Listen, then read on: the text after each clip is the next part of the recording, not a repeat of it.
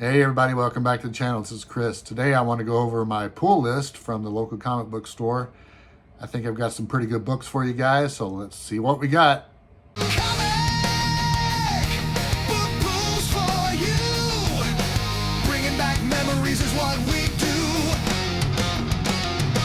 All right, before we get started, I just want to give a shout out to Tater Tot Toys and Collectibles in Arnold, Missouri. That is the local store I go to. They just remodeled and they have everything you like. They have Bronze Age, Golden Age, Silver Age, Modern. They have boxes of $1 books, $2 books, $5 books, $10 books. They have magic cards. They have supplies. They have everything you want. So if you're in the local area, please stop by. I want to give out their information here. There you go. So that's all the information about Tater Tot Comics and Collectibles. All right, so let's get started. The first book I got out of the dollar bin. Actually, the first first 6 or 7 were the dollar bins. So actually, this first book I was kind of happy to find. If you guys have been watching the channel, you know I'm an Archie fan. So I've got Archie's Christmas Stocking number 3. It's 1997. And what makes this nice, of course, it's in near mint condition, but it has the 1996 calendar. So you can see it has Archie, Betty, Veronica, Cheryl Blossom. It has Josie the Pussycats and Reggie and Sabrina. So yeah, it's pretty nice that this is intact. I like that. So this book is covered by Dan DeCarlo, the legend. And then inside you have a story by Stan Goldberg. And you have some Dan DeCarlo stories. And yeah, this is a double-sized book. And yeah, this is great. $1, can you believe it? To me, it makes me very happy because I collect Archie Christmas cover books. And to get one for $1 was pretty nice. So I like that. All right, next up is another dollar book. And this was a little more up your guys' speed probably. It's Batman and Detective Comics number 641. It's art by Aparo. And you guys know that I really like Aparo art.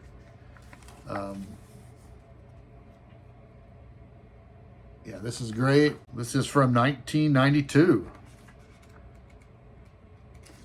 Yeah, this is a very high-grade book. So I'm thinking of starting collecting Batman and Detective again. It's just a guilty pleasure for me because I've always liked Batman. I've always liked Detective Comics. I used to have a huge collection. And unfortunately, back in the early 90s, I sold all my comics. And yeah, I just miss them. They're fun. Now, I don't like the gritty, dark Batman that they have done in the last 10 or 15 years. I like a little more, I don't want to say fun, but it's not as serious. It's, you know, it's more normal to me instead of always brooding and death everywhere. So yeah, because when I read a comic, I want to escape the real world, and with all the bad stuff that's going on in the real world now, I don't want to have that in my comics. So yeah, these are great. This is Detective 641 from 1992. All right, here's something for you Disney collectors. I've never seen this book before. This is from 1997. This is a Walt Disney Comics Penny Pincher book. And what makes this pretty interesting is it's super thin. It's about the third of the size of a regular comic. So it was 99 cents. This is 1995, I do believe. And it's from Gladstone. And it features a Donald Duck story. And it has a couple of 2- and 3-page stories and like a 1-pager. So yeah, I mean, back then this was great for 99 cents. I'd never seen these before. But you know what would be great now? If they could really do this again, if they could print some of these really cheaper old stories so new kids could get interested in these and read them and enjoy them. Yeah, I wish I could see that happening, but I don't think it will happen. So this is Walt Disney Comics Penny Pincher number 3. Never seen that before. All right, next up is another Disney book. This is Walt Disney Comics number 607. This is a double-sized issue, it's square bound, and it has a great cover and back cover art by Carl Barks. It's one of his oil paintings. Those things are very expensive now.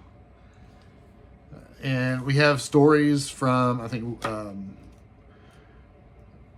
William Van Horn, and a lot of these Disney stores, they don't tell you who the artists are, but one of the cool things is it looks like they have reprinted a story from the newspaper strip.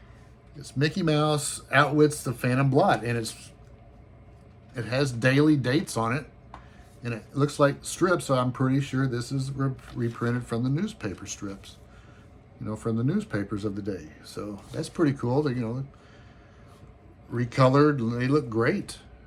So that's another plus.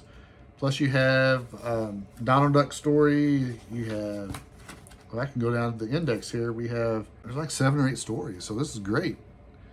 This is Walt Disney Comics 607. Look at that price. Originally $5.95. Could you imagine what that would cost now? This was 1997. But yeah, this is great. Happy to pick this up for $1. Yeah, I'm cheap. I like cheap stuff. All right. Well, my wife says I'm cheap. I say I'm frugal. All right. Now here's a book I've never seen, and it's a one-shot, and it's an independent book, and it is from 1982, and it's from Chance Distributors, Bud Plant Inc. Okay. So this is Mally Malou. Looks like she's a witch. And it's the first issue, and there's only one issue. And it has a price tag of $1.50, which is a sticker that's placed on there. They had several of these books at the store, so I'm sure that's the way it was initially. And it's printed in black and white. And it's probably about exactly the same as a regular comic book. I think it's like 32 pages. So yeah, I've never seen this before, and it's in great shape. And what the heck, it was $1. And the story is The Quest for the Winter Rose from Domino Chance Comics. So yeah, that's great. It's worth $1. All right, let's get into something you guys are probably more interested in. And it's a Batman. So this is Detective Comics number 627. What makes this special is the 600th anniversary of Batman in Detective Comics. So as we all know, Detective Comics 27 was the first issue he appeared. This is issue 627. So inside is a reprint of Detective 27, and then there's a reprint of some 1960 stories, and then there's a new story, and I think it was drawn by Norm Breyfogle. But yeah, for $1, man, this is a near mint book.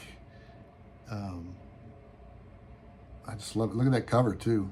Look at that, man. Anniversary. So this was originally $2.95, and a book this size now would probably $8 or $9, $10, and I got it for $1, so I feel pretty good. So that's Detective Comics 627.